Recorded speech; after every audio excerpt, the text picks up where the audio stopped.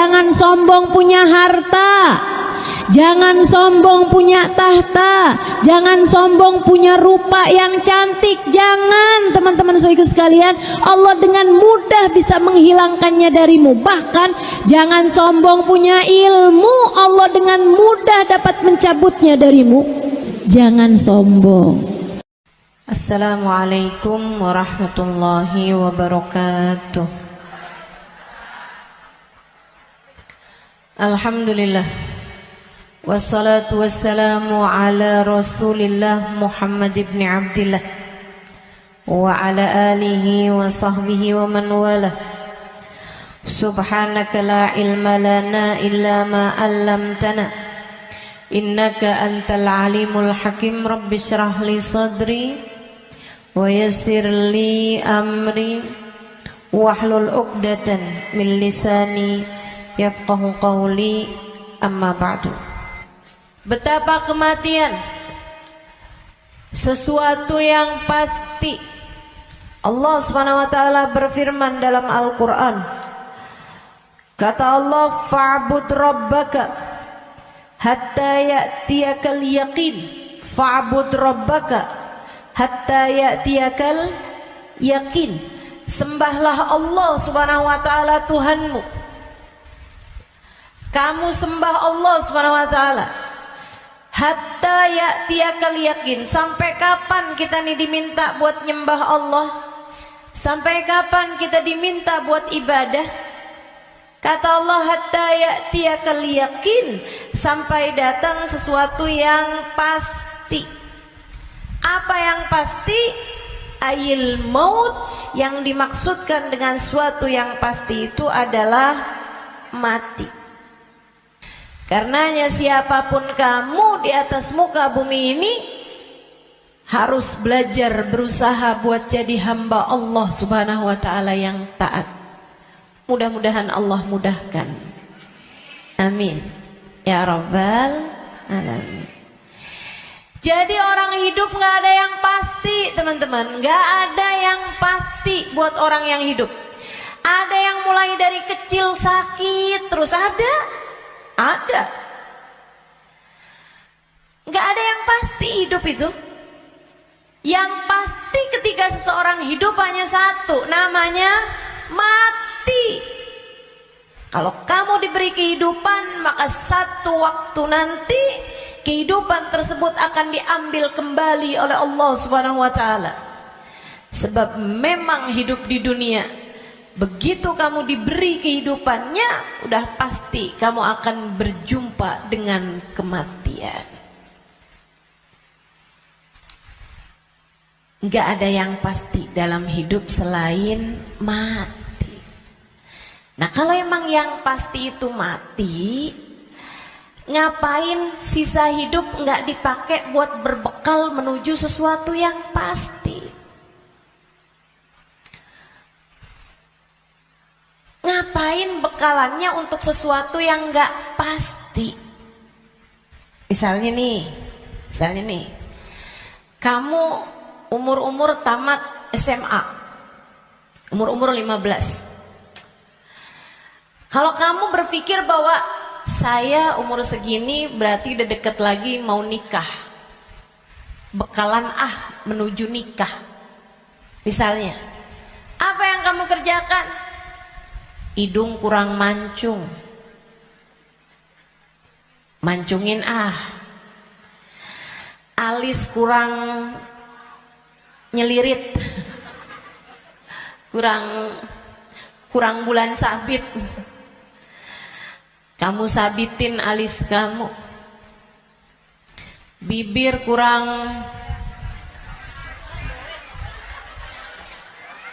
sekarang ini musim orang suka bibir lebar-lebar. Ya udah dah, saya tambahin biar agak turun bibirnya, biar doer bibirnya. Kalau kamu berpikir bahwa kamu akan menuju kepada kematian, kalau kamu berpikir kamu akan menuju kepada pernikahan, kamu kemudian berbekal menuju ke arah sana. Tapi kan sebenarnya Nikahnya emang udah pasti? Belum. Belum pasti nikahnya. Betul? Orang hidup nggak pasti nikah, teman-teman. Berarti kalau kayak gitu gimana nih caranya nih? Gimana cara kita menjadikan hidup kita bermakna? Takutnya udah siap-siap, tahu-tahu nggak dapet, iya kan? Kan sia-sia. Kalau gitu yang pasti aja, kamu hidup biar bermakna, pastikan hidupmu adalah saatmu berbekal menuju kepada kematian. Saya tuh waktu SD kabarnya pinter. Mungkin ada guru-guru saya di sini. Selamat pagi Bu Guru. Kabarnya dulu pinter waktu saya sekolah. Saudaraku sekalian saya muliakan, tapi saya dulu selalu punya pikiran bahwa bisa jadi umur saya nggak panjang. Walaupun ternyata itu tidak terbukti ya. Sampai dengan sekarang saya masih ada di atas muka bumi ini, udah panjang hidup saya. Dulu itu saya selalu berpikir bahwa bisa saja umur saya nggak panjang. Saya SD, itu saya punya temen sekolah siang, sekolah madrasah, namanya Madrasah Al-Wasliyah. Saya punya temen meninggal dunia, masih seumuran saya gitu kurang lebih. Sejak saat itu saya kayak selalu berpikir bahwa bisa jadi umur saya nggak panjang, bisa saja saya juga meninggal dunia gitu. Akhirnya saya suka berpikir bahwa apa yang harus saya lakukan untuk menjadikan yang saya kerjakan bermanfaat kalau umur saya pendek. Akhirnya saya jadi mikir, kalau saya jadi dokter, umurnya harus panjang loh dokter itu. Karena sekolahnya lama. SMP, SMA, kan saya ceritanya SD. SMP, SMA, kuliah. Kuliahnya S1. Habis itu S2. Habis itu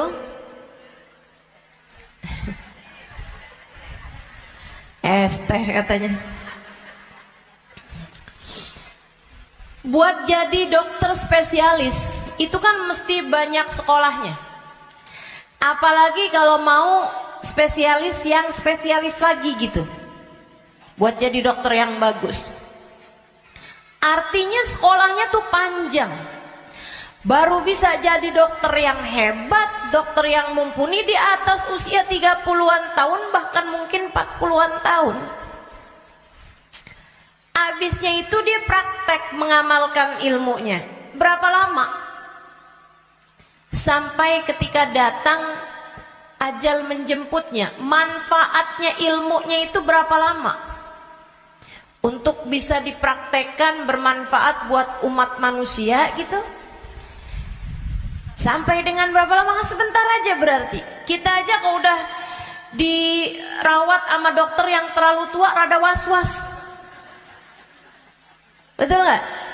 Dokternya mau nulis resep, ambil kacamata dulu gitu kan. Terus nulisnya agak,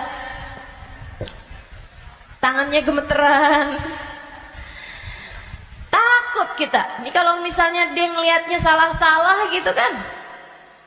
Atau dia mau nyuntik, tangannya udah gemeteran. Waduh, udah kayaknya rada gimana gitu. Tapi kita sama dokter muda juga kita ragu-ragu. Betul gak? Coba tuh. Betapa ternyata mau jadi dokter aja itu umurnya cuman dari sekitar 40 sampai ke 50 atau 60 tahun dah gitu. Cuman segitu doang. Sisanya udah enggak tuh. Udah enggak maksimal. Saudaraku sekalian saya muliakan, saya jadi mikir gitu. Wah, kalau gitu enggak usah jadi dokter deh. Takutnya umur-umur 30-an tahun saya meninggal, saya nggak bekalan apa-apa nih. Apa ilmu, apa hal yang bisa membuat saya bisa nggak nyesel kalau saya mati muda? Itu yang saya pikirkan lagi zaman saya SD. Hingga akhirnya saya memutuskan untuk saya akan belajar di pondok pesantren. Biar saya kenal sama agama Allah. Biar saya ngerti caranya jadi hamba Allah. Biar saya kenal sama baginda pemimpin agama saya, baginda Nabi besar Muhammad. Biar saya bisa dekat dengannya, hingga semoga begitu saya meninggal dunia saya dapat berjumpa dan bertemu dengannya. Itu harapan saya. Akhirnya saya belajar di pondok-pondok pesantren, terus belajar, terus belajar, terus belajar. Saudaraku sekalian, saya muliakan, alhamdulillah. Saya rasakan ilmu saya udah bermanfaat dari sejak usia 20 tahun. Saya udah mulai mengajar dari usia 20 tahun. Dan saya mengajarnya dalam bahasa Arab di kota Tarim, Hadramaut, Yaman. Saudaraku sekalian, saya muliakan. Pada akhirnya kehidupan mengajarkan kita bahwa jangan mau memperjuangkan sesuatu yang tidak kamu bawa mati. Begitu saya belajar lama, saya jadi ngerti bahwa ternyata bahkan bekalan menuju kematian itu bukan ilmu yang banyak, bukan. Akan tetapi hati yang tersambung dengan Allah penciptanya. Ruh. Sebab hulikatir ruhu lil abad. Ruh itu ketika diciptakan, ia diciptakan untuk selamanya. Ruh kamu ini, teman-teman sekalian, ini yang akan kamu bawa mati. Hati kamu itu adalah ruh kamu, rasa kamu. Ini yang akan kamu bawa mati. Kalau badan ini nggak akan kamu bawa mati.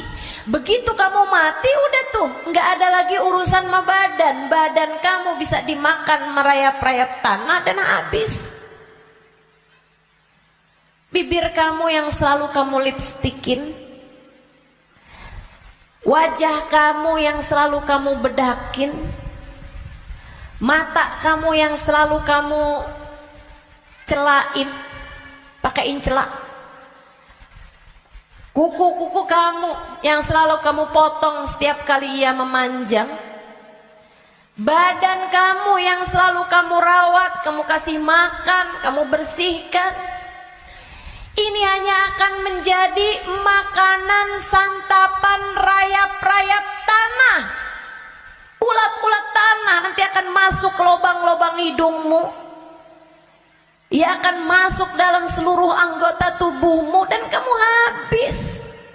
Makanya katanya Sayyidina Ali bin Abi Thalib, siapa yang kerjanya buat badannya, siapa yang hidupnya hanya mementingkan urusan tubuhnya, silakan cari pahalanya kepada rayap-rayap tanah. Silakan minta balasannya kepada rayap-rayap tanah. Ulat-ulat tanah, mereka yang senang banget, wih, mulus. Ih, badannya bagus.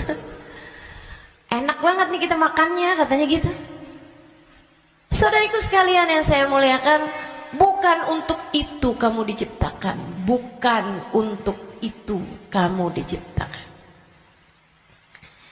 Yang aslinya dari diri kamu adalah ruhmu, yang sejatinya pada dirimu tidak akan terpisahkan adalah hatimu. Ala inna fil jasadi mudghah, idza salahat salahal jasad kullah, wa idza fasadat fasadal jasad kullah. Ketahuilah di dalam tubuh manusia terdapat segumpal darah, disebut hati. Jika bagus, bagus semuanya. Jika rusak, rusak semuanya. Ketahuilah, segumpal darah tersebut adalah hati. Disitulah roh ditiupkan. Disitulah roh sejatinya berada. Meskipun mengalir sampai ke seluruh tubuh kita. Roh itu dihembuskan saat janin badanmu itu berusia 4 bulan dalam rahim ibu kamu, ditiupkan lewat ubun-ubun. Makanya Bu, ketika Allah menciptakan batok kepala kita, itu semuanya udah full kecuali ada satu lubang kecil di ubun-ubun. Makanya kalau anak bayi ubun-ubunnya masih lembut, tulangnya belum keras, karena asalnya memang bolong. Kenapa Allah bolongin? Buat niupnya ruh, ditiupkannya ruh saat usia 4 bulan tuh dari situ. Rohnya dimasukin, ditiupkan oleh malaikatnya Allah Subhanahu wa taala.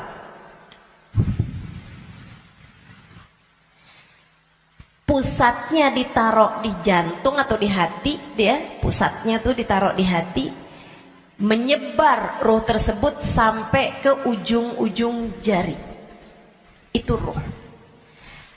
Kalau datang kematian, dicabut lagi dari ubun-ubun. Malaikat pencabut nyawa sama halnya dengan malaikat peniup roh, itu memulai pekerjaannya dari ubun-ubun. Dinyabut nyawanya juga dari sini. Dicabut dari atas kan, yang duluan hilang yang kaki. Makanya orang kalau mati tuh kakinya duluan yang dingin. Yang lain masih hangat tapi kaki udah dingin, itu berarti sudah memulai proses pencabutan nyawa.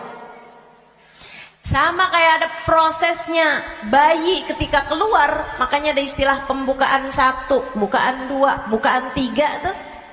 Sama halnya juga dengan peniupan roh.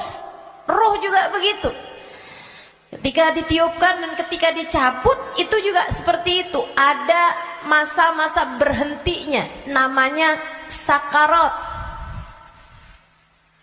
Namanya sekarat. Ala inna lil mauti sakarat, kata Nabi Muhammad sallallahu alaihi wasallam. Ketahuilah, kematian ada sekaratnya. Kematian ada hentakan-hentakannya, enggak sekaligus. Kematian ada tahapan-tahapannya. Ditarik sampai ke lutut. Jadi yang dingin duluan, yang enggak ada ruhnya duluan kakinya. Tarik lagi sampai ke pusar. Pusar kita nih. Tarik lagi sampai ke ulu hati. Banyak orang yang kalau orang tersebut dimurka Allah Subhanahu wa taala, malaikat maut mencabut nyawanya dengan main-main. Dimain-mainin rohnya. Padahal sakitnya setengah mati. Kata Sayyidina Ali bin Abi Thalib, la darba bisayf 30 darbah ahab ilayya min sakrah min sakaratil maut. Badan saya dicacah-cacah pedang 30 kali cacahan pedang lebih saya sukai daripada satu sakaratul maut. Sakit setengah mati. Buat orang yang suka main-main dalam hidupnya, ada banyak di antara mereka yang ketika ajal datang menjemputnya, malaikat maut memain-mainkan saat pencabutan nyawa. Sakitnya luar biasa. Tapi ada banyak juga hamba-hamba Allah yang hidupnya santun, yang hidupnya berakhlak pada Allah, nggak pernah main-main dalam hidupnya. Allah pun memudahkan saatnya sakaratul maut. Kayak doa orang-orang tua kita, Allahumma hawwin alaina fi sakaratil maut. wan najata minan nar.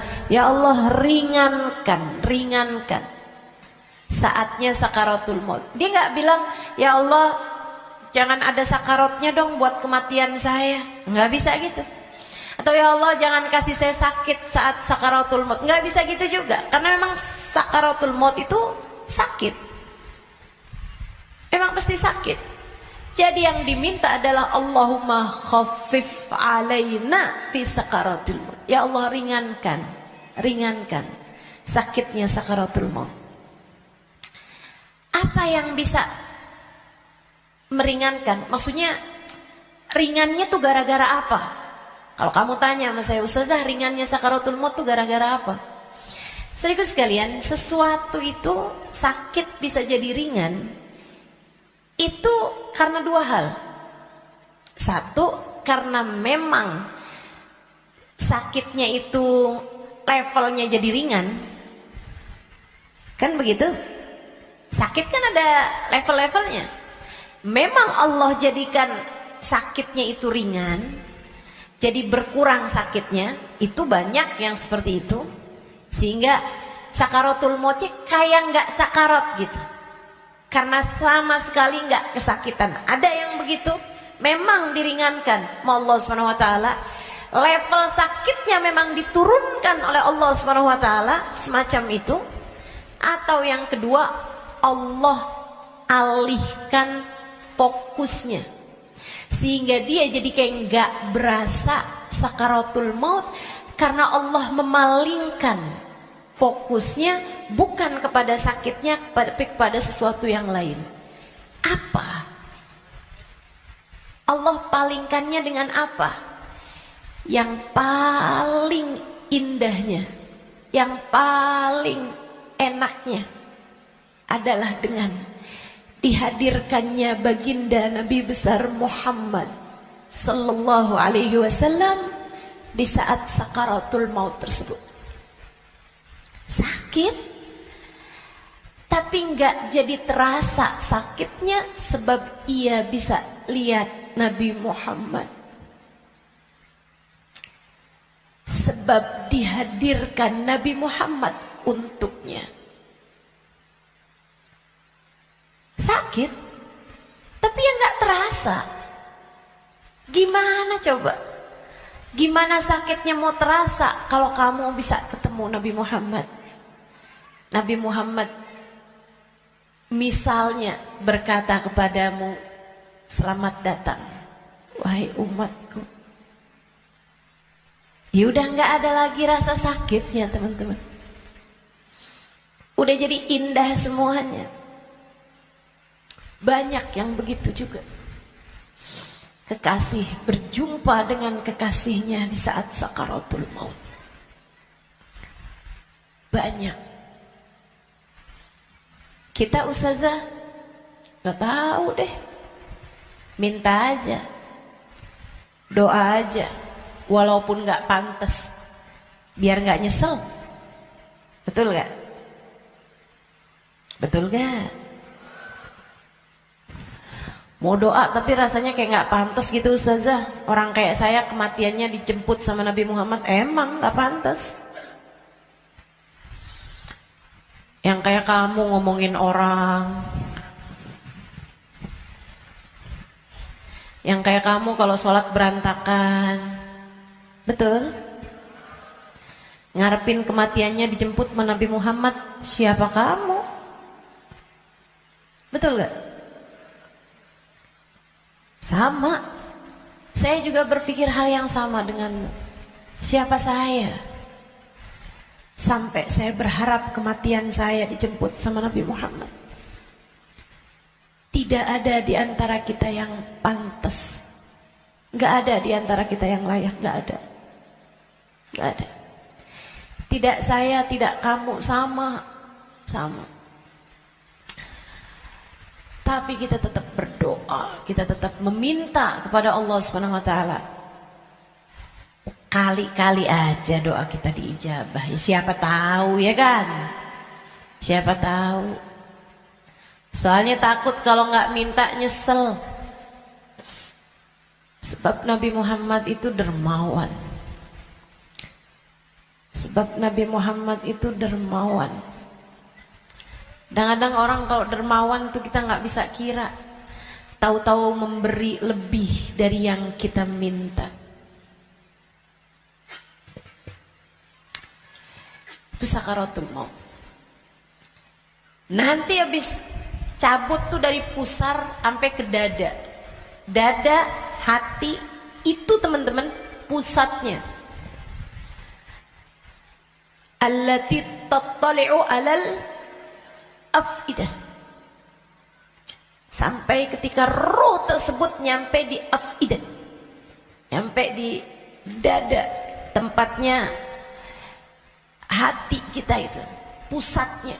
Makanya orang kalau ngerasa sakit hati pasti pegang dadanya gitu. Nggak ada yang pegang kepala, sakit hati saya, nggak ada. Apalagi pegang kaki, sakit hati saya, nggak ada. Pasti berat, sakit hati saya gitu. Yang dipegang dada, karena memang tempatnya ruh, pusatnya itu adanya di situ, hati kita. Itu sakaratul maut paling sakitnya tuh di situ, karena sumbernya tuh di situ. Baru kemudian dicabut lagi sampai ke ghargharah, sampai ke leher. Kau udah nyampe di ghargharah, hakikat kamu akan ditampakkan. Saat itulah kamu dibukakan langit, bisa lihat tempat balik kamu tuh surga atau neraka.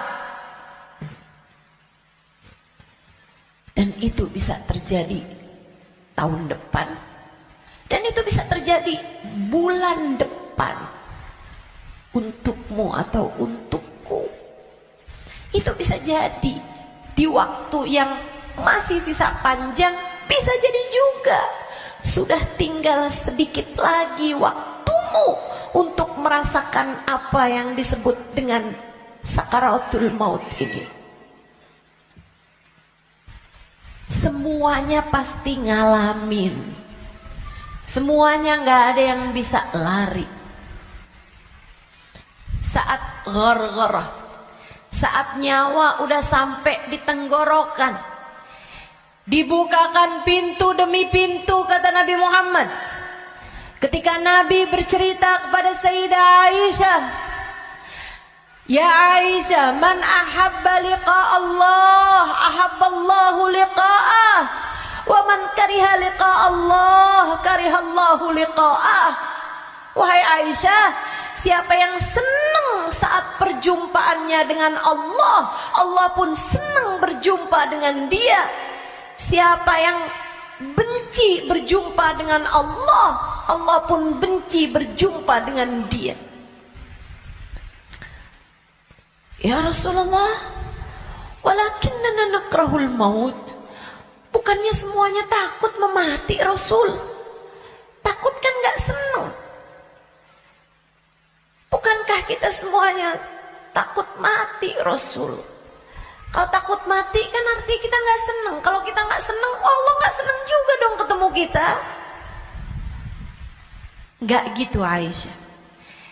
Tapi nanti saat ghargharah, saat nyawa sudah di tenggorokan, Allah akan bukakan langit-langit, dan Allah akan perlihatkan tempat kembali bagi roh seseorang. Rohnya itu baliknya kemana? Siapa yang ketika dibukakan langit-langit tahu tempat kembalinya adalah neraka, dia pun takut ketemu sama Allah, dia benci berjumpa dengan Allah, Allah pun benci berjumpa dengannya, walaupun dia bunuh diri sekalipun. Dia bunuh diri nih, pengen mati kan orang bunuh diri. Tapi begitu ruhnya sampai di tenggorokan, begitu dia lihat tempat kembalinya adalah neraka, dia pun takut, kepengen gak jadi bunuh diri. Dia pun pengen balik hidup lagi, karena dia lihat ternyata tempat kembalinya adalah neraka yang sangat menakutkan. Dia benci berjumpa dengan Allah, Allah pun benci benci berjumpa dengannya. Sebaliknya, orang mukmin, orang yang tawadhu, orang yang hidupnya buat nyari Allah, walaupun sebenarnya takut, walaupun sebenarnya ngeri, tapi saat langit dibuka, dia diperlihatkan bahwa tempat kembalinya adalah surga. Dia pun rindu, dia pun ingin,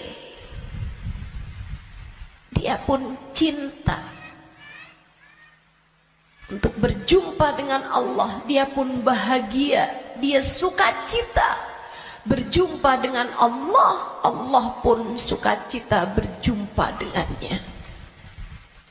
Allah pun suka untuk berjumpa dengannya. Nih, saat ghargharah ini Allah cerita dalam Al-Quran di surat Al-Mu'minun, hatta idza jaa ahadahumul maut qala rabbi irji'un la'alli a'malu salihan fima taraktu kalla innaha kalimatun huwa qailuha wa min waraihim barzakhun ila yaumi yub'atsun. Sadaqallahul azim. Kata Allah, sampai ketika kematian datang kepada kalian, ketika ruh sampai di tenggorokan, dia akan berkata, Rabbirji'un, balikin saya lagi ya Allah, balikin saya lagi ya Allah. Setahun, biarkan saya tinggal lagi di dunia setahun ya Allah. Nggak boleh sebulan ya Allah, nggak boleh seminggu ya Allah. Minggu depan deh ya Allah, matinya minggu depan aja. Gak boleh minggu depan, sehari ya Allah. Besok mati gak apa-apa, jangan sekarang.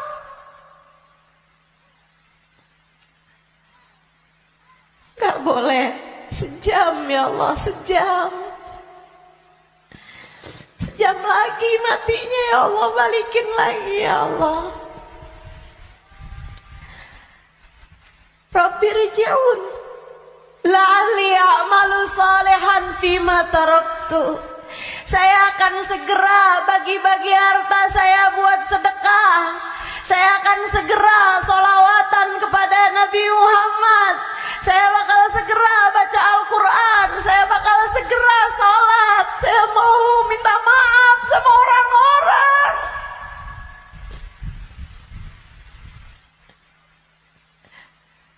Saya mau minta maaf sama orang-orang. Sisakan untuk waktu walaupun 1 jam. La'alli a'malu salihan fima taraktu. Aku akan mengerjakan kebaikan yang selama ini saya tinggalkan.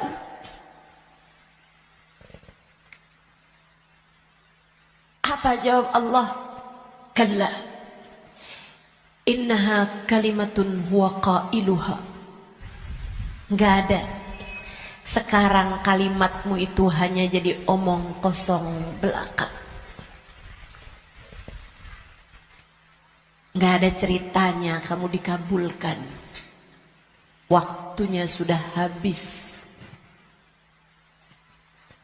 Game over. End. Ya habis. Kamu gak punya nyawa cadangan. Kamu gak punya hidup simpanan. Kamu tidak sedang dalam masa percobaan. Begitu kamu masuk usia balik, semua sudah mulai tercatat untukmu. Tak ada lagi waktu untuk kembali. Innaha kalimatun huwa qailuha. Itu hanya sekedar kalimat disampaikan begitu aja. Kamu minta balik, enggak ada ceritanya. Wa min waraihim barzakhun ila yaumi yub'atsun. Sekarang waktunya kamu hidup di alam barzakh sampai hari kiamat datang. Dah tuh, nggak bisa balik lagi. Makanya serem sama kematian, teman-teman, karena dekat. Aqrab ghaib yuntadhar, kata Nabi Muhammad. Perkara gaib yang paling dekat sama kita kematian. Si ini meninggal, si itu meninggal, si itu meninggal, si itu meninggal. Semua meninggal. Maka sebagaimana kamu melihat satu hari ada jenazah diangkut, satu waktu jenazah kamu yang diangkut. Sebagaimana kamu lihat ada nama seseorang, kamu dengar nama seseorang diumumkan di masjid, satu waktu namamu yang akan diumumkan di masjid. Kamu lihat satu hari ada nama seseorang muncul dengan ucapan berbela-sungkawa, turut berduka cita, yang ada di Instastory orang-orang, satu waktu nama kamu yang akan ditulis di situ. Sebagaimana ada broadcast di grup-grup WhatsApp yang menuliskan nama-nama orang dengan ucapan meninggal dunia, satu waktu akan ada namamu yang ada di situ. Inna lillahi wa inna ilaihi roji'un. Turut berduka cita atas meninggalnya Halimah binti Utsman al-Idrus. Akan ada waktunya. Semua akan ada waktunya. Semua akan ada gilirannya. Pasti, tanpa terkecuali. Kamu akan datang giliranmu, pasti, tanpa terkecuali. Kamu bakal mati, Bu. Kamu akan mati, Dek. Kamu bakal mati, Nak. Pasti. Masalahnya tinggal, akankah Allah berkenan menerimamu? Saya tuh dulu suka liatin tulisan kalau ada orang meninggal dunia, semoga rohnya diterima di sisi Allah. Saya suka mikir gitu, ya masa ditolak? Ya diterima lah. Fakta membuktikan. Kita nggak pernah lihat ada orang habis meninggal dunia terus balik lagi. Lah, bukannya kamu seminggu yang lalu meninggal? Oh, nggak diterima. Pernah? Nggak pernah. Ya saya suka pikir gitu. Ya diterima lah. Masa mau ditolak? Orang meninggal mau meninggal gitu. Tapi sesudah saya belajar, itu waktu saya kecil mikirnya begitu. Sesudah saya belajar di pondok pesantren, belajar terus. Saya jadi paham betapa berartinya ucapan itu. Sebab kamu, saya, ketika meninggal dunia akan menjadi salah satu dari dua kelompok orang. Ada yang ruhnya diterima di sisi Allah dengan penuh keridhaan. Ada yang ruhnya diusir dari rahmatnya Allah, sebab Allah murka kepadanya.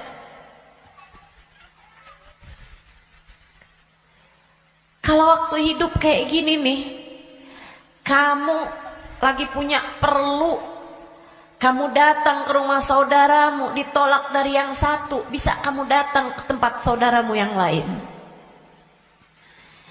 Anak kamu harus masuk rumah sakit, harus segera dioperasi, misalnya gitu. Harus ada DP yang harus kamu bayar, atau ada keperluan apapun misalnya. Kamu bisa datang ke tempat saudaramu, dia nggak bukain pintu, kamu bisa datang ke tempat yang lain. Dia nggak ngasih, kamu bisa datang ke tempat yang lain. Kamu misalnya mau bikin kopi, gulanya nggak ada, misalnya gitu, kamu bisa datang ke tempat saudara kamu, sebelah kamu, tetangga kamu, nggak dikasih, nggak dibukain pintu, atau dia bilang nggak ada misalnya, bisa lagi ke tempat saudaranya, tempat sebelahnya.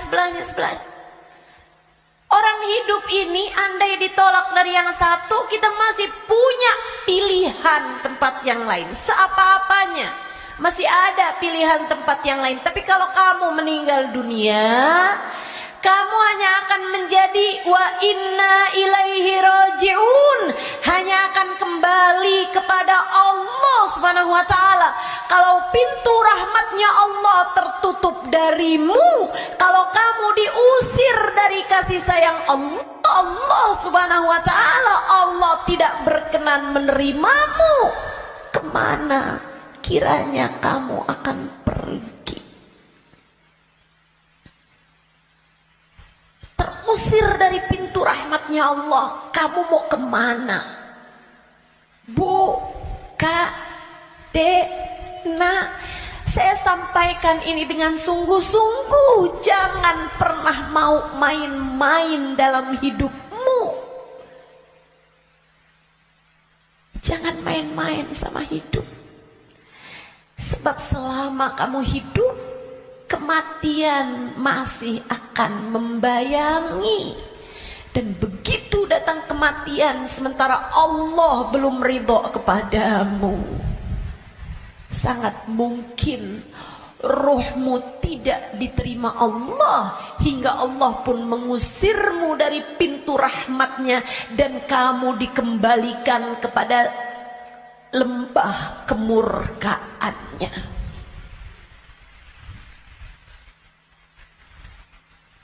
Dimurka Allah SWT, dimurka Allah SWT. Nggak enak. Kita tuh dibenci sama suami kita aja rasanya nggak enak. Kita dibenci sama saudara kita aja setengah mati, nggak enak rasanya. Bukan begitu? Bayangkan kalau kamu datang ke rumah Allah, kamu datang kepada Allah, sementara Allah mengusirmu dan tidak ridho kepadamu serta benci kepadamu, dan kamu nggak bisa balik lagi ke atas muka bumi ini, kayak apa rasanya? Dalam keabadian kamu dimurka, dalam keabadian kamu dibenci, dalam keabadian kamu tersiksa.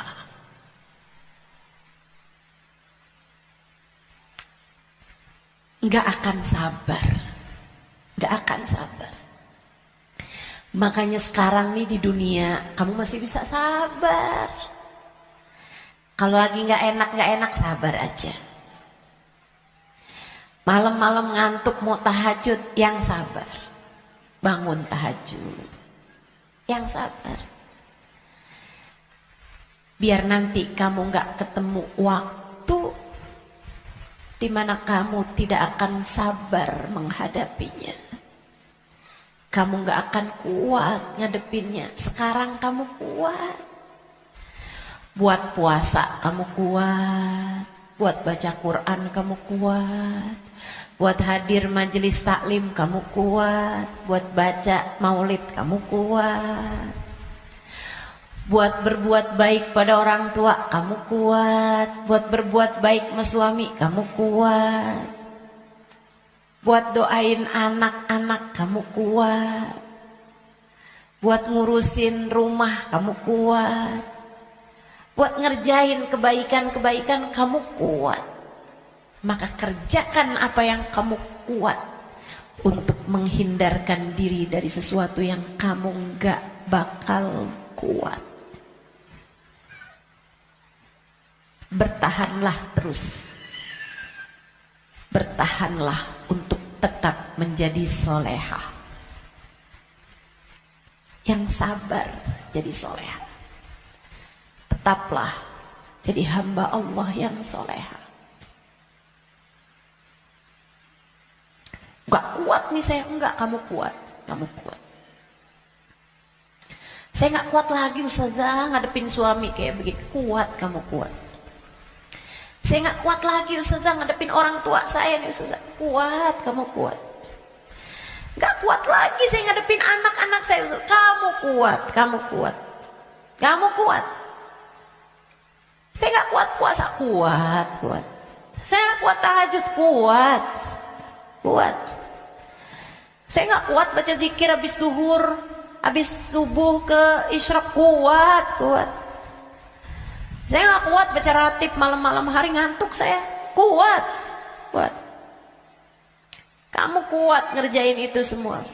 Saya gak kuat Ustazah buat berbuat baik sama semua orang. Saya pengen marah aja semuanya. Enggak, kamu kuat, kamu kuat. Jangan marah-marah, jangan. Jangan marah-marah. Kamu kuat. Teman-teman saya sekalian, yang gak kuat kalau kamu mati dan kamu terusir dari rahmatnya. Yang kamu gak kuat kalau sampai di dalam kubur rohmu disiksa, kamu gak akan kuat.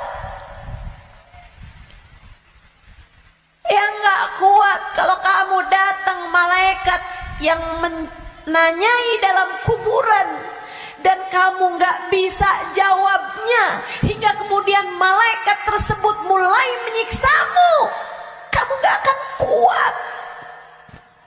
Sisanya di dunia ini kamu kuat, kamu kuat. Saya dijahatin terus sama tetangga saya gak kuat lagi, kamu kuat.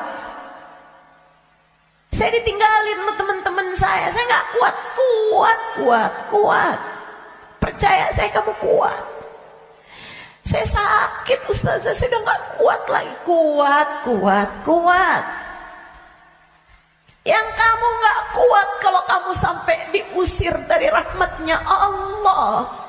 Yang kamu gak kuat kalau ruhmu keluar, dan bisa jadi itu bulan depan, bisa jadi itu minggu depan. Saat ruhmu keluar dan kamu ngelihat tempat kembalimu adalah neraka, kamu gak akan kuat.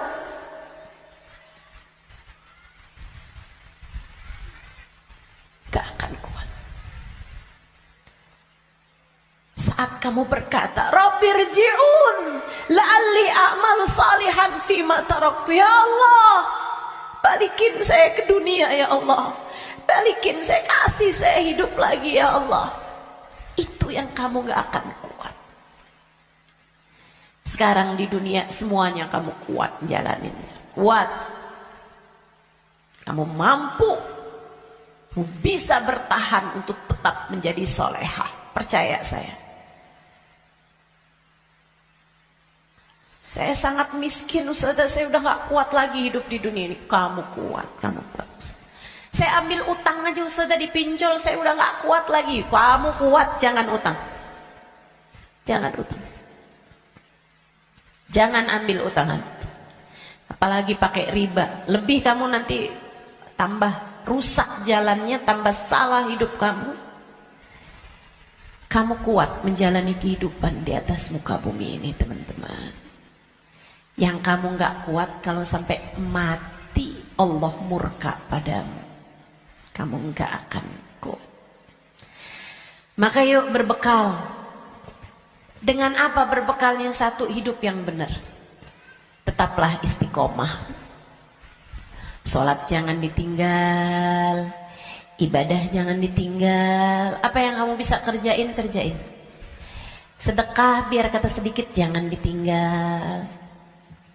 Saya orang miskin Ustazah, saya nggak bisa sedekah banyak-banyak. Tapi kamu masak. Masak, banyakin kuahnya kata Nabi. Bagiin tetangga. Kasihin tetangga kamu pas kamu lagi masak. Saya nggak bisa sedekah Ustazah. Tapi kamu masak nasi, masak. Pakai sambal. Iya. Yeah. Apa? Tempe goreng. Banyakin. Sisain dikit buat tetangga kamu. Kasih buat orang yang susah. juga yang ada di sekitarmu.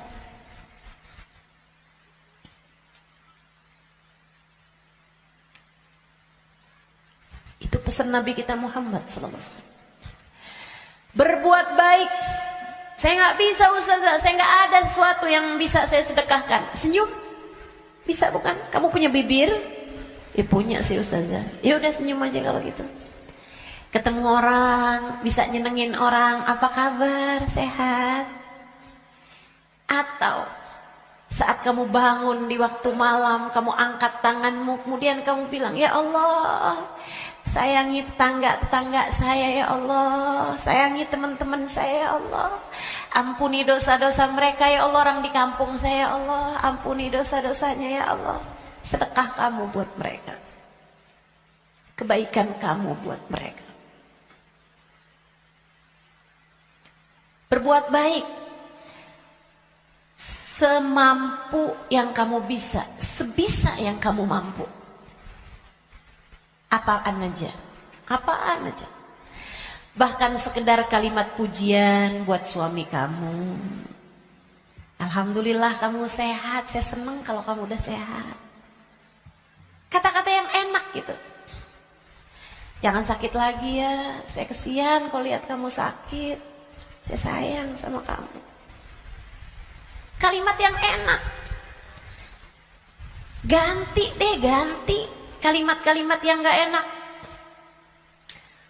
Udah sehat kan, berarti bisa kerja lagi kan. Susah kalau kamu sakit nih. Terus kita mau makan apa kalau kamu sakit terus-terusan? Gak enak banget sih kalimatnya. Kamu bakal mati, maka pilihlah kalimat yang gak jadi penyesalan bagimu sesudah kematianmu. Yang bagus ngomongnya, yang bagus. Jangan sakiti hati orang. Iya Kak? Bu? Dek? Ucapanmu kepada orang tuamu nak, yang bagus, yang bagus. Mama yang sehat ya Ma. Mama yang sehat. Enggak kok, Mama gak pernah ngerepotin. Saya senang ada Mama. Tetaplah sehat Ma. Tetaplah kuat Ma. Yang bagus ngomongnya. Nanti nyesel kalau kamu yang pergi atau mamahmu yang pergi.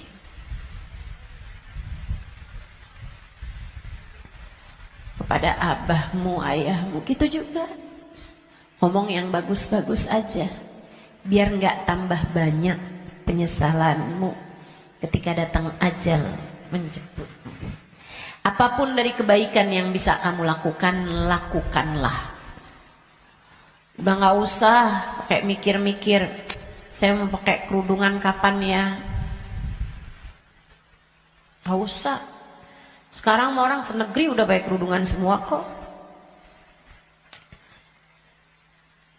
Selagi kamu perempuan ya pakai penutup aurat. Saya nggak tahan Ustazah, saya nggak kuat pakai jilbab. Ah kuat kok. Semua kuat. Bismillah. Bismillah. Lakukan kebaikan, jangan tinggalkan. Sebab seperti mana kamu hidup, seperti itulah kamu akan mati. Jika kebaikan yang kamu lakukan dalam hidupmu, kamu hanya akan berjumpa dengan kebaikan-kebaikan sesudah kematianmu. Kebaikan kamu lakukan karena Allah, Allah akan membalasmu dengan kebaikan-kebaikan dari sisinya. Dan itu akan sangat menyenangkan. Kama ta'ish tamut. Sebagaimana kamu hidup, seperti itu pula lah kamu akan mati. Maka tetaplah istiqomah di jalan Allah. Itu bekal utama. Bekal keduanya, selalulah berdoa, selalulah meminta kepada Allah agar dikaruniai husnul khatimah. Sering-sering minta, ya muqallibal qulub, tsabbit qalbi ala dinik. Wahai zat yang membolak-balikan hati, tetapkanlah hati kami berada dalam keimanan kepadamu. Selalulah berdoa, Rabbana la tuzigh qulubana ba'da idh hadaitana wa hab lana min ladunka rahmatan innaka antal wahhab. Ya Allah, jangan pernah kau cabut hidayah iman yang telah kau anugerahkan kepadaku. Anugerahkanlah pula untuk kami rahmatmu. Sesungguhnya engkau adalah zat yang maha memberi. Selalulah berdoa, ya Allah biha, ya Allah biha, ya Allah bihusnil khatimah. Ya Allah biha, ya Allah biha, ya Allah bihusnil khatimah. Ya Allah, aku mohon padamu, ya Allah, aku minta padamu husnul khatimah, ya Allah. Akhir kehidupan yang baik. Kematian dengan membawa iman, kematian sedangkan kau berkenan menerima kami, ya Allah. Terus doa, terus minta sama Allah. Sebab la yarudul qada illa doa. Tidak ada yang dapat menolak takdir buruk selain doa. Doa terus, doa terus, doa terus. Kalau ada waktunya doa tuh, kayak lagi majelis, kemudian silahkan berdoa, silahkan sampaikan hajatmu. Habis sholat, jangan dulu langsung bangun, sebelum kamu berzikir kemudian berdoa, kan begitu. Nah kalau doa jangan minta dunia mulu teman-teman. Kalau semua doa mau minta dunia, habis dunianya selesai kamu bawa apa? Kamu punya apa? Minta juga. Urusan akhirat malah justru jauh lebih penting daripada meminta urusan dunia yang akan kamu tinggalkan begitu kamu mati. Jangan kalau doa yang diminta duit lagi, duit lagi. Jangan kalau doa yang diminta jodoh lagi, jodoh lagi. Atau biar hati suami nggak berpaling, itu aja yang kamu minta. Biar suami nggak poligami, ustazah, itu terus doa saya ustazah. Bukan hanya itu yang kamu perlukan teman-teman. Doa urusan dunia tuh kalau bisa sekedarnya aja. Karena hidup di dunia ini qalil, sedikit, katanya Imamul Haddad, tabalagh bil qalili minal qalili. Bekelan dunia ini sedikit aja lah, karena dunianya itu emang sedikit. Dikit lagi juga mati. Kalau doa itu yang kiranya kamu gak nyesel begitu kamu masuk ke dalam alam kubur. Doanya minta apa? Minta husnul khotimah. Doa minta Allah ridha, minta biar Allah selamatkan, minta biar Allah bahagiakan kalau kamu ada di dalam kuburan, minta biar Allah bahagiakan ketika nanti kamu di padang mahsyar. Jadi begitu ajal datang menjemputmu, kamu masih punya simpenan dari doa-doa yang belum diijabah Allah SWT, yang belum kamu rasakan ijabahnya. Begitu kamu mati, kamu udah punya simpenan doa buat mahsyar. Begitu kamu mati, kamu udah punya simpenan doa buat kubur. Begitu kamu mati, kamu udah punya simpenan doa buat kiamat. Begitu kamu mati, saat di padang mahsyar dibangkitkan, kamu udah punya simpenan doanya. Tinggal tunggu ijabahnya. Nah kalau doanya belum pernah kamu doain, gimana mau ngarepin ijabahnya? Nah kamu gak pernah minta. Ya Allah, kubur saya, ya Allah, saya sekarang maunya kubur saya biar seneng, ya Allah. Ternyata kok gak seneng. Kata Allah, nah kamu gak pernah minta. Di dunia yang sering mintanya, biar nanti kamu dapat ijabahnya. Di dunia yang sering minta, ya Allah, jadikan kami ada dalam rombongan Nabi Muhammad. Jadikan kami ada dalam rombongan umat Nabi Muhammad, ya Allah. Jangan cuma di majelis maulid aja doanya. Saat tahajud tuh kamu doa, minta ya Allah, nanti di akhirat ya Allah, jadikan saya ada dalam rombongan Nabi Muhammad. Biar nanti begitu kamu mati, kamu udah punya simpenan doanya, tinggal nunggu ijabahnya. Kata Allah, ud'uni astajib lakum, mintalah, niscaya akan aku beri. Jadi di akhirat kamu tinggal nungguin saat doamu diijabah. Sebab kalau kamu mintanya nanti gitu kan di akhirat, ya itu tadi kata Allah, innaha kalimatun wa qailuha. Kalimatmu tuh gak ada artinya lagi, gak ada maknanya lagi. Sebab akhirat bukanlah tempat berbuat. Dunia nih tempatnya berbuat. Akhirat hanyalah tempat untuk dibalas. Kalau saatmu di dunia kamu hanya minta dunia, apa yang kamu persiapkan buat sesudah kematianmu?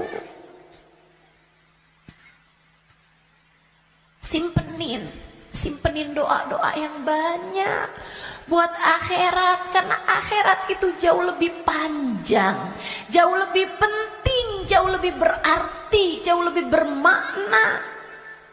Dunia ini hanya sebentar, teman-teman. Jangan sampai nyesel. Jangan sampai nyesel. Doa. Doa tidak pernah hanya sekedar. Itu adalah semua yang kamu perlukan. Kita semua perlu doa. Semua perlu doa. Makanya banyak-banyak doa. Minta sama Allah agar kehidupan kamu sesudah kematian menjadi kehidupan yang menyenangkan. Amin ya Rabbal.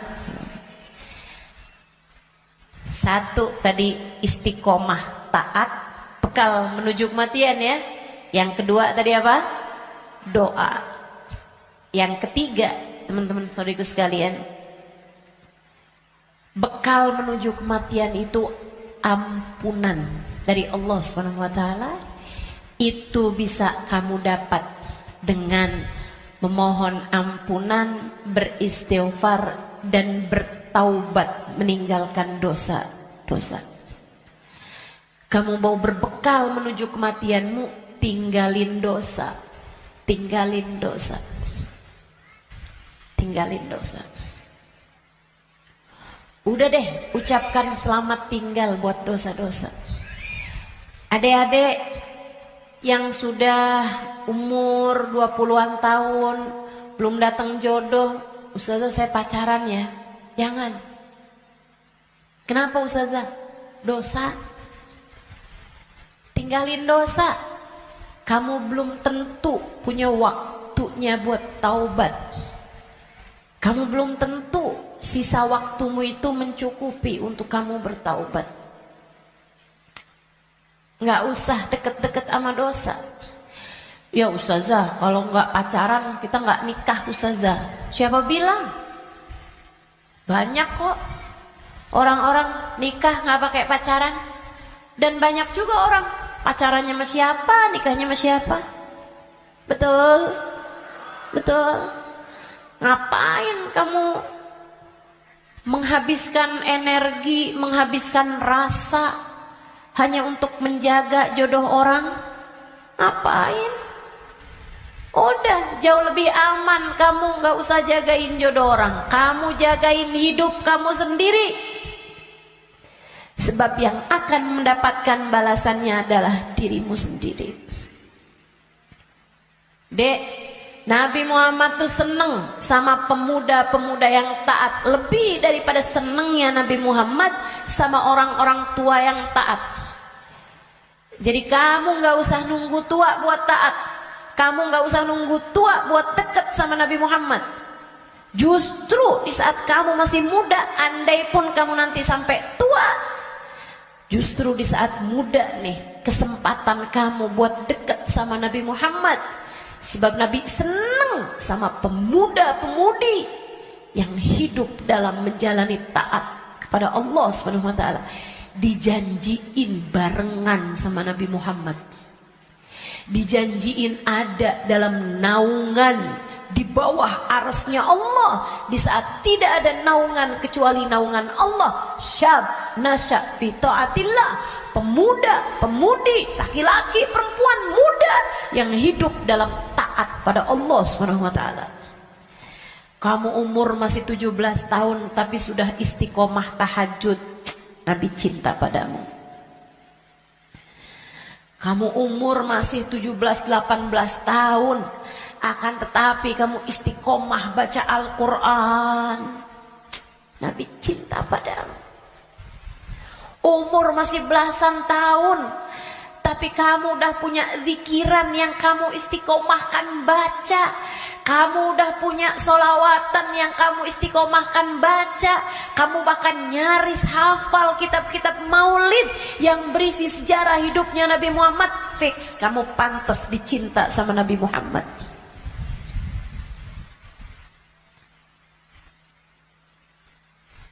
Kamu punya kesempatan besar untuk bisa jadi orang yang kelak di hari akhirat nanti membersamai Nabi Muhammad. Tinggalin dosa, dek, tinggalin dosa. Gak ada pentingnya. Kamu gak akan seneng nantinya sama dosa itu. Kelihatannya kayak bagus tapi bikin sumpek. Kelihatannya kayak enak tapi bikin hati gelap. Kelihatannya kayak membahagiakan, padahal itu hanya akan menyusahkan hidupmu saja. Tinggalin dosa. Semua yang ada di sini, yang tua, yang muda, tinggalin dosa, tinggalin dosa. Itu cara kamu biar bisa berbekal menuju kematian yang indah. Yang terakhir, kamu pengen berbekal menuju seindah-indah kematian adalah dengan mencintai orang-orang soleh. Gaulmu itu loh benerin. Gaulnya sama orang bener, biar kamu bisa bener. Sayangnya sama orang bagus di mata Allah, orang soleh, orang solehah. Sayangnya sama ulama, sayangnya sama guru-guru, gitu kan? Sama ustadz, sama ustadzah, sama kiai, sama bunyai, sama habib, sama habibah, muhbabah. Itu bikin kamu bisa jadi orang-orang yang meninggalnya nanti dalam keadaan-keadaan yang indah. Tentu di akhirat kita semuanya ingin dikumpulkan dengan orang-orang baik. Maka kalau kamu di akhirat nanti dikumpulkan orang baik, caranya adalah bersamalah dengan mereka dari sejak di dunia. Bersamalah dengan mereka dari sejak di dunia.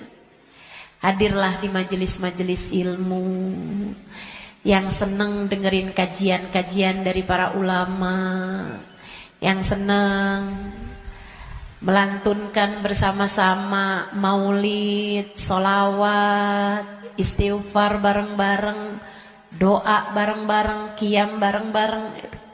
Kebersamaanmu dengan apapun di dunia akan membuatmu bersama di akhirat nanti dengan orang-orang yang kurang lebih sama. Hadirnya, senangnya di majelis-majelis ilmu, majelis-majelis dzikir, majelis maulid kayak begini, sangat pantas nanti dikumpulinnya di akhirat dengan orang-orang soleh-soleha. Kamu pikir orang-orang soleh-soleha kumpulnya di mana kalau bukan di tempat-tempat yang semacam ini? Makanya, ayo bismillah, cintai mereka. Andai pun kamu nggak lagi bersama dengan mereka, para ulama-ulama, para hamba-hamba Allah soleh-soleha, tetaplah bersama dengan mereka dalam doa. Saat doa, sertakan hamba-hamba Allah yang soleh-soleha. Guru-gurumu doain, ulama-ulama doain, orang-orang tercinta di sisi Allah doain. Ustazah, kan gak manfaat ya Ustazah, saya ini kan orang punya banyak dosa, ngapain doain guru-guru saya, orang-orang taat semua, ahli-ahli ibadah semua, ngapain saya doain? Saya jauh lebih perlu buat didoain sama mereka daripada saya mendoakan mereka. Andai pun begitu, ini masalah keberpihakan, ini masalah kebersamaan, ini masalah urusan penautan hati. Teman-teman serius sekalian, saya doakan guru-guru saya doakan Habib Umar bin Hafid, saya doakan Hubabah Nur, saya doakan Habib Zain bin Smith, saya doakan mereka biar hidupnya menyenangkan, biar betah hidupnya di dunia, biar sehat. Saya doakan mereka biar semakin dicinta Allah, semakin disayang Allah. Saya doakan semoga lancar dakwahnya, semoga bahagia hidupnya. Saya doakan. Teman-teman saudaraku sekalian, saya doakan. Walaupun saya yakin saya lebih memerlukan doa mereka daripada doa saya. Apalah arti doa saya untuk mereka? Saya tahu itu. Tapi saya tetap berdoa untuk sebuah keberpihakan. Saya doa untuk sebuah keberpihakan. Saya doa. Teman-teman saudaraku sekalian saya muliakan, kamu tahu nggak?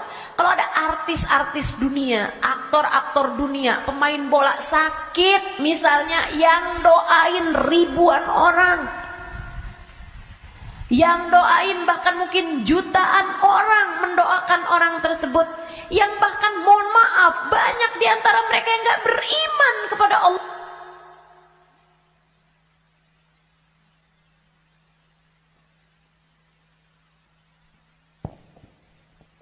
Yang bahkan banyak di antara mereka yang tidak beriman kepada Allah Subhanahu wa taala. Kenapa orang-orang mau mendoakan orang tersebut? Itu dia tuh namanya keberpihakan, penautan hati. Kita doain guru-guru kita walaupun kita merasa kita lebih perlu doa mereka daripada doa kita, daripada mereka terhadap doa kita, biar Allah tahu ada orang-orang soleh dalam lisan-lisan kita. Biar Allah tahu ada mencintai para ulama di dalam hati kita. Biar Allah lihat hati kita punya cinta yang besar kepada hamba-hamba yang tercinta di sisi Allah. Pada akhirnya biar Allah tahu kita ada di jalan mereka. Kita ada di jalan mereka. Biar semoga di akhirat nanti Allah membersamakan kita bersama dengan mereka. Penting mencintai orang-orang soleh. Sebab almar'u ma'aman ahab, seseorang di akhirat nanti hanya akan dikumpulkan dengan orang yang dia cintai. Dan yang paling penting buat kita cintai, nomor satu, yang ada di puncaknya adalah baginda kita Nabi besar Muhammad. Maka bekal terbesar untukmu datang di negeri akhirat adalah dengan kamu mencintai dan banyak menyebut nama Nabi Muhammad dalam solawat-solawatmu kepadanya. Kata beliau, siapa yang suka memuliakan akhir-akhir segala sesuatu, Allah akan memuliakan akhir kehidupannya dengan husnul khotimah. Allah itu menjadikan al-umur bi khawatimiha.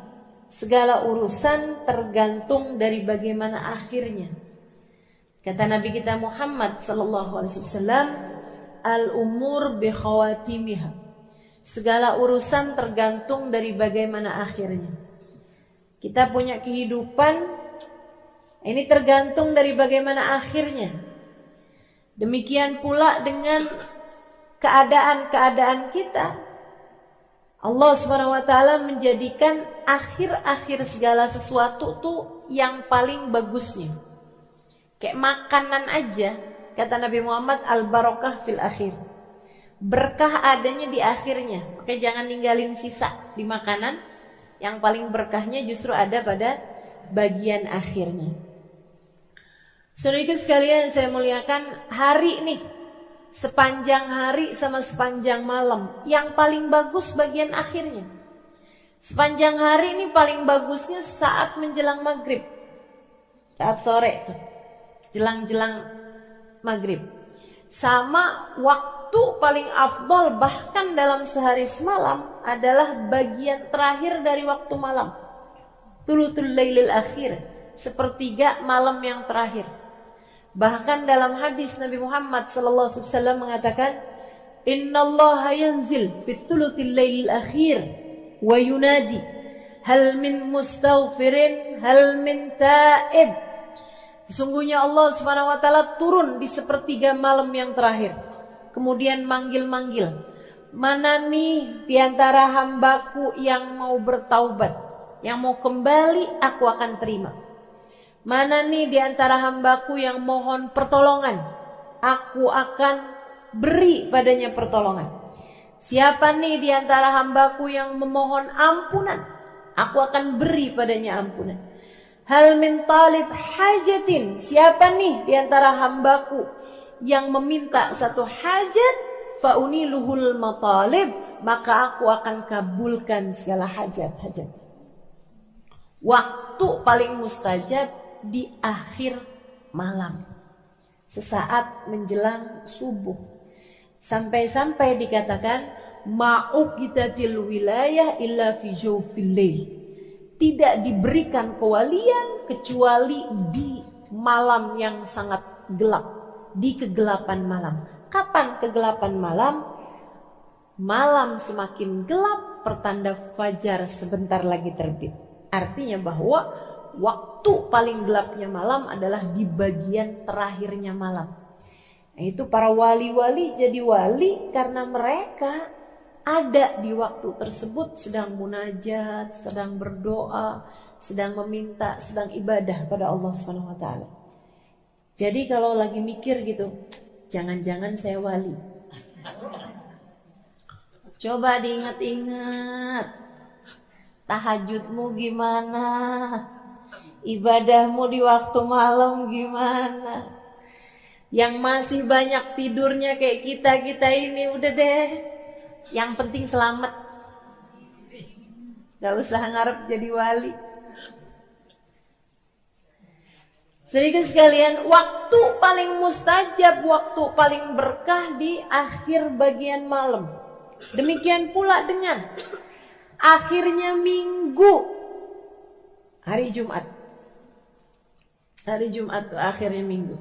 Nah, itu kan paling afdol. Hari dalam seminggu paling afdolnya adalah hari Jumat. Sedikit sekalian saya muliakan, kemudian akhir bulan itu namanya ayyamusud, hari-hari gelap. Sunnahkan untuk berpuasa, sebagaimana disunnahkan pula untuk berpuasa pada hari-hari terang, yaitu ayyamul bid, tanggal 13, 14, 15 dari tiap bulannya. Nah, itu merupakan waktu-waktu yang mustajab, termasuk juga yang segera akan kita jelang secara khusus, yaitu akhir tahun kita ini, waktu yang sangat mulia. Beliau mengatakan, Habib Umar bin Hafid mengatakan, kamu kalau pintar menghormati akhir tahun, akhir hari, akhir malam, gitu kan ya, akhir dari segala sesuatu kamu suka muliakan, maka Allah SWT akan memuliakan hidupmu dengan akhir yang terbaik. Kita nih hidup nih, mau kayak gimana kita jalaninnya, tetap nilainya tuh di bagian final. Sama tuh kayak orang lomba mau maraton kah, lomba mau cepet-cepetan setir mobil misalnya, lomba mau cepet-cepetan apapun aja, itu urusannya sama akhir, teman-teman. Gak ada orang ceritanya lomba maraton siapa yang paling cepat jalan di awal, gak ada. Pasti apakah dia nyampe garis finish apa enggak? Apakah dia nyampe bagian akhirnya apa enggak? Yang awalnya santai-santai bahkan paling belakang, kalau akhirnya dia sampai di garis finish dalam keadaan paling awal, dia terhitungnya adalah juaranya, pemenangnya. Demikian pula dengan hidup kita. Andai ada orang sepanjang hidup berbuat dosa, kata Nabi kita Muhammad sallallahu alaihi wasallam, "Lau anna imra'an", andai ada seseorang dia ngerjain perbuatan dosa sepanjang hidupnya, kemudian di akhir hidupnya dia bertaubat, di akhir hidupnya dia kembali, kemudian dia diakhiri hidupnya dalam keadaan baik, maka dia akan masuk ke dalam surga Allah Subhanahu wa taala. Orang nih kafir sepanjang hidup, begitu akhir kehidupannya masuk Islam. Biar kata baru semenit masuk Islamnya, surga akhirnya. Semua tergantung dari gimana akhirnya. Saudara sekalian saya muliakan, namun sebaliknya juga, dan ini yang kita ngeri. Andai ada orang ngerjain taat seumur hidup, tapi akhir kehidupannya dia mengerjakan dosa yang membuat Allah Subhanahu wa taala murka hingga mencabut iman dari dalam hatinya, dia mati su'ul khatimah, maka tak ada jatah darinya dari kesenangan akhiratnya Allah Subhanahu wa taala. Dia hanya akan menjadi salah satu dari calon-calon penghuni api neraka. Semua tergantung dari bagaimana akhirnya. Nah, kita mau menuju akhir kehidupan kita nih. Gak ada loh orang yang jalannya mundur menuju kematian, gak ada. Gak ada orang yang tambah lama, tambah muda tuh gak ada. Emang tambah lama ya tambah tua, teman-teman. Tambah lama, tambah deket mau waktunya mati. Itu udah pasti. Karenanya kalau kepengen akhir kehidupannya dalam keadaan baik, yuk belajar buat memuliakan akhir-akhir segala sesuatu. Salah satunya adalah dengan kita memuliakan akhir tahun kita ini. Sehingga semoga nantinya saat akhir kehidupan kita, Allah memuliakan kita dalam husnul kematian yang indah, kematian yang bagus, kematian yang bagus. Nah, apa nih yang mesti kita lakukan nih di akhir-akhir tahun semacam ini, teman-teman saudara sekalian? Yang paling penting mesti banyak-banyak minta ampunan dari Allah Subhanahu wa taala. Istighfarnya mesti kita perbanyak. Emang dosanya banyak, minta ampunnya kan mesti banyak juga. Katanya ulama, kalau kamu ngerasa nggak bisa nyamain ahli ibadah dalam ibadah mereka, sekurangnya samain ahli taubat dalam permohonan ampun mereka. Kita mau nyusulin para wali nih dengan ibadahnya. Ya, saya udah tahu lah siapa diri saya. Dan saya rasa teman-teman juga ya 11-12 lah sama saya. Kan begitu? Ibadah kita serba terbatas, teman-teman sekalian. Quran kita terbatas, sholawatan kita terbatas. Ibadah malam kita terbatas, sedekah kita terbatas, lapar puasa kita terbatas, apalagi jaga hati kita terbatas, apalagi segala macam saya terbatas. Kayaknya yang gak terbatas itu cuma dosa. Dibilang ibadahnya banyak, kayaknya masih sedikit deh. Kalau dibilang ada yang banyak, itu adalah dosa. Saudara sekalian saya muliakan, kita rasanya kayak putus asa buat nyamain ahli ibadah dengan ibadah-ibadah mereka. Kalau saya baca tuh ibadahnya para walinya Allah Subhanahu wa taala, Nggak usah yang jauh-jauh teman-teman saudariku sekalian, ibadahnya Hubabah Khadijah binti Syekh Abu Bakar bin Salim. Saya temui beliau. Saudariku sekalian saya muliakan, waliyah min awliyaillah, seorang perempuan besar yang ketika memandang wajahnya air mata saya tak berhenti bercucuran. Bukan karena wajahnya sangat cantik, rupawan, saya bukan. Tapi mungkin itu adalah bagian dari apa yang disebutkan oleh Nabi Muhammad SAW. Ketika ditanya tentang seorang wali itu yang kayak gimana, kata Nabi Muhammad menjawab, alladzina idza ru'u dzukirallah. Orang-orang yang ketika kamu memandang wajahnya mengingatkanmu kepada Allah. Para walinya Allah Subhanahu wa taala. Jalla jalaluhu wa ta'ala azamatuh. Saudariku sekalian saya muliakan, Hubabah Khadijah. Teman saya ada yang nanya, "Babah, gimana sih Hubabah nih ibadahnya apa?" Kata beliau, "Nak, saya suka istighfar. Terutama di waktu malam." Kapan Hubabah istighfarnya? Berapa banyak Hubabah istighfarnya? Saya nggak pernah ngitung. Mulai jam berapa Hubabah istighfarnya?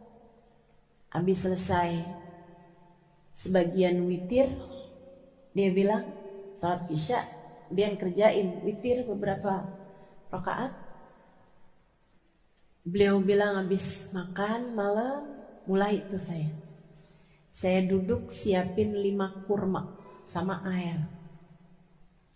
Dia bilang saya mulai baca istighfar yang beliau baca, astaghfirullah lil mu'minin wal mu'minat. Itu istighfarnya Hubabah Khadijah. Ya Allah, saya mohon ampun untuk semua orang Islam, baik laki-laki maupun yang perempuan. Astaghfirullah lil mu'minin wal mu'minat. Dia bilang saya baca itu nggak saya hitung. Sampai saya berasa haus, saya minum air. Sampai nanti saya berasa mulai lapar, saya makan, mulai pengen istirahat, saya makan 1 kurma, saya minum airnya, saya baca lagi. Ntar udah kayak berapa lama gitu kan, mulai kering tenggorokannya, minum airnya lagi, makan kurmanya. Dia bilang kalau udah 5 kurma selesai, udah tuh saya berdiri. Jam berapa kira-kira Hubabah? Ketika biasanya dia bilang ketika saya mendengar suara tarhim di masjid di malam besok.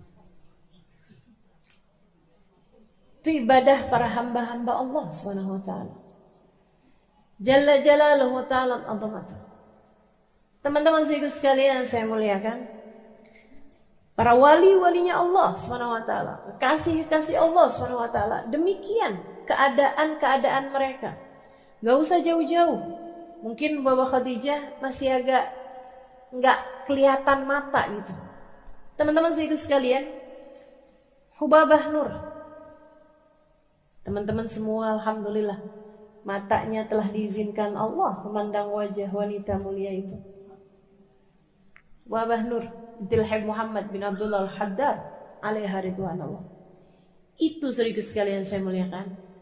Tiap malam baca ratib. Dulu tuh kalau baca ratib, baca la ilaha illallah itu cuma 40. Lama-lama naik 50, lama-lama naik 100. Lama-lama 500. Sekarang ini udah 1000. Saya baca ratib sama beliau di salah satu perjalanan. Kok la ilaha illallahnya lama banget. Saya bilang, wah, khalasna. Itu udah selesai nih baca. Dia bilang alaf Halimah. Ya Allah Tuhan, alaf banyak. Masya Allah. Beliau, saudariku sekalian saya muliakan, ada tuh teman-teman saya ajakin waktu itu bulan Ramadan. Habis selesai buka puasa, diundang sama beliau sholat berjamaah, lagi kurang sehat. Maghrib, habis selesai sholat maghrib, beliau yuk awabin masing-masing nggak jamaah. Habis selesai awabin, beliau bilang, Halimah, saya kalau bulan Ramadan gini saya qadha sholat. Qadha salat biar kita dapat nih pahalanya kan lipat-lipat nih kalau bulan Ramadan. Barangkali ada salat-salat kita dulu yang kurang sempurna. Beliau kemudian qadha salat maghrib, qadha salat maghrib, isya qadha salat isya gitu ya. Qadha salat maghrib berjamaah. Udah. Habis selesai beliau bilang, kita mau salat tasbih. Tahu kan salat tasbih? Isya, habis isya, ba'diyah isya ma'awabin 6 rakaat, habis itu salat qadha 3 rakaat maghrib, habis itu salat tasbih 4 rakaat dengan baca tasbihnya kan 300 kali itu kan. Masya Allah, Masya Allah. Sampai teman-teman saya pada bolak-balik nanya, Ustazah salat apa lagi nih? Ini salat apa lagi? Kita belum selesai apa salatnya. Masya Allah. Ubabah. Segitunya beliau bilang, saya ini lagi kurang sehat, Halimah doain. Saya bilang nih kita nih dapetin kurang sehatnya Hubabah. Sehatnya kita aja kayak nggak nyampe gitu. Gimana kalau beliau pas lagi sehatnya? Subhanallah, subhanallah. Ibadah, teman-teman sekali. Ibadah. Kita nggak bisa nih nyamain ibadahnya ahli ibadah. Ya sekurangnya lah kita nyamain istighfarnya, permohonan ampunnya ahli taubat. Biar jangan sampai ibadah banyak kagak, dosa banyak iya tapi nggak dapetin ampunan banyak. Biar sekurangnya ibadahnya kurang, dosanya banyak. Istighfarnya, permohonan ampunnya juga biar banyak. Insya Allah. Jadi di akhir tahun semacam ini teman-teman sekalian, yuk kita banyak-banyakin istighfar. Banyak-banyakin mohon ampun. Banyak-banyakin minta pada Allah SWT, ya Allah ampuni, ya Allah ampuni. Ya Allah ampuni. Istighfarnya kita perbanyak. Bangun tidur kita minta ampun. Habis selesai sholat kita minta ampun. Ya kan? Jalan-jalan banyakin istighfar. Sambilan ngapain kita istighfar. Istighfar terus minta maaf. Minta ampun sama Allah SWT. Allahumma anta rabbi wa ana abduk. La ilaha illa anta khalaqtani. Ya Allah, Engkau adalah Tuhanku, aku adalah hamba-Mu. Ya Allah, Engkau telah menciptakan aku. Khalaqtani fa ana abduka wa ana ala ahdika wa wa'dika mastata'tu. Kau telah menciptakan aku, maka semestinya aku menepati janji dan melaksanakan perintah-perintah-Mu. Tapi ya Allah, abu'u laka bi ni'matika alayya wa abu'u bi dzambi.